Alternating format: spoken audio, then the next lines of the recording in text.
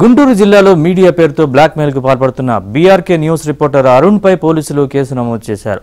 తన కారును రౌడీ ముక్కలతో పగలగొట్టించుకుని సీఐ మాతంగి శ్రీనివాసరావు ధ్వంసం చేశాడంటూ అరుణ్ కట్టుకగా అల్లాడు. అంతేకాకుండా తనపై సీఐ హత్యాయత్నం చేశాడని పోలీసులకు ఫిర్యాదు చేశాడు.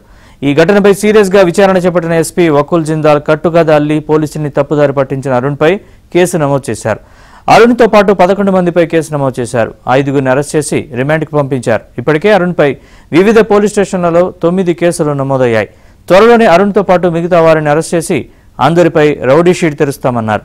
మీడియా ముసుగులో బ్లాక్మెయిల్కు పాల్పడితే సహించేది లేదని వార్నింగ్ ఇచ్చారు.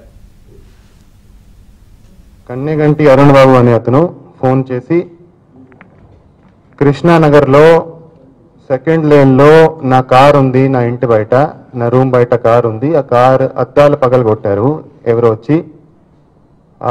ముగ్గురు వచ్చారు, శ్రీను పంపించాడని చెప్పినారు. మార్నింగ్ నాకు కూడా తెలిసింది. ఈ ఇన్సిడెంట్ను చాలా సీరియస్గా తీసుకోవడం జరిగింది.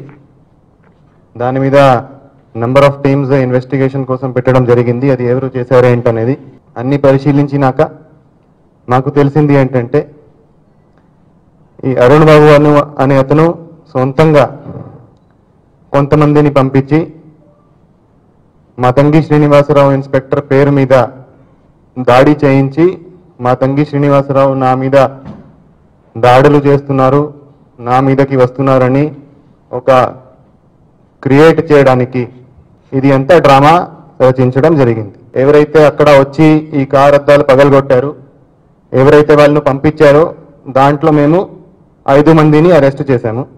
అతను వీడియో కూడా రికార్డ్ చేస్తాడు. ఆ వీడియో రికార్డ్ చేసేది కూడా సీసీటీవీ ఫుటేజ్లో వచ్చింది.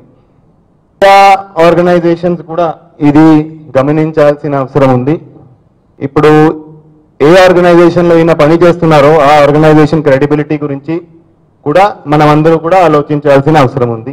చాలా స్ట్రాంగు చట్టాన్ని ఎలా వాడాలి, ఎప్పుడు వాడాలి, ఎక్కడ యూజ్ చేయాలి అనేది పోలీస్ డిపార్ట్మెంట్కి బాగా తెలుసు.